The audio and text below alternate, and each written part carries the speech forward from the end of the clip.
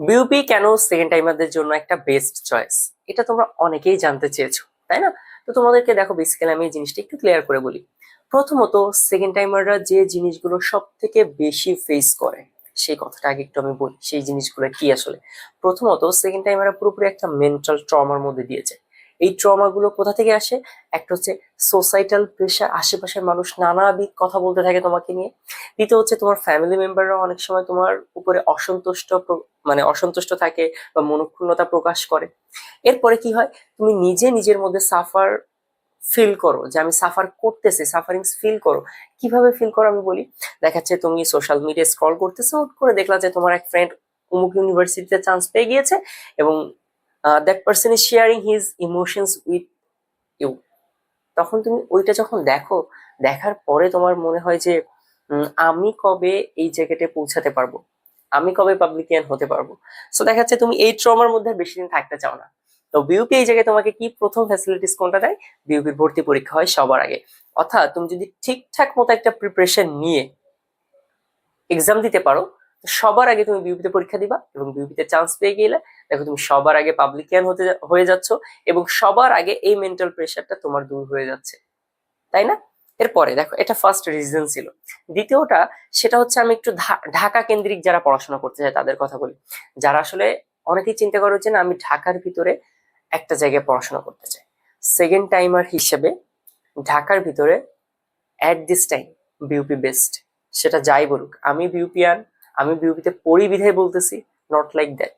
তুমি সেটা এনভায়রনমেন্ট বলো, তুমি সেটা পড়াশোনার কোয়ালিটি বলো, কিংবা ওভারঅল সবকিছু ফ্যাসিলিটিস মিলায় বিউপি এখন বেস্ট।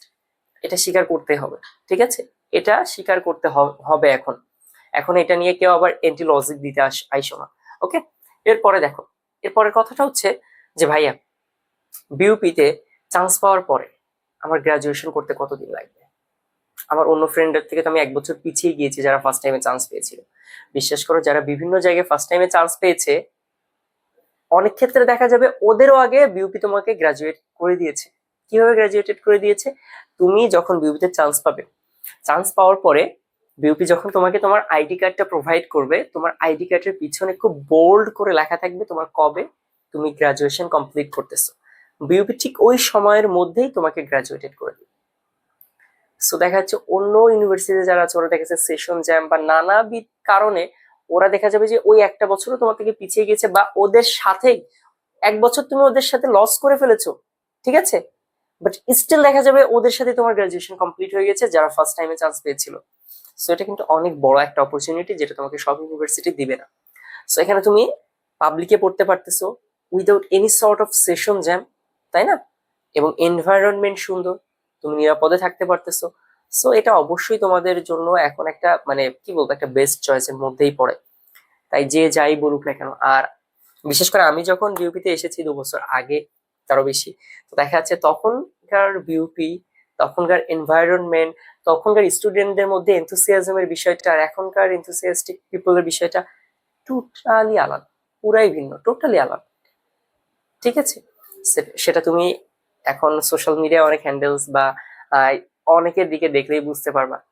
সো এই যে যাবতীয় যে প্যারাগুলো আছে, এইগুলো থেকে যদি তুমি অ্যাজ সুন অ্যাজ পসিবল যদি মুক্তি চাও, দেন আই থিঙ্ক আমি বলবো যে প্রথমত তুমি বিউপির জন্য প্রিপারেশন নাও। যদি তোমার ইচ্ছা থাকে যে আমি একটা ভালো ইউনিভার্সিটিতে পড়ে নিজের ক্যারিয়ার বিল্ড আপ করতে চাই, ঠিক আছে, একটা শৃঙ্খলাপূর্ণ পরিবেশের মধ্যে থাকতে চাই, দেন তোমার জন্য বিউপি বেস্ট।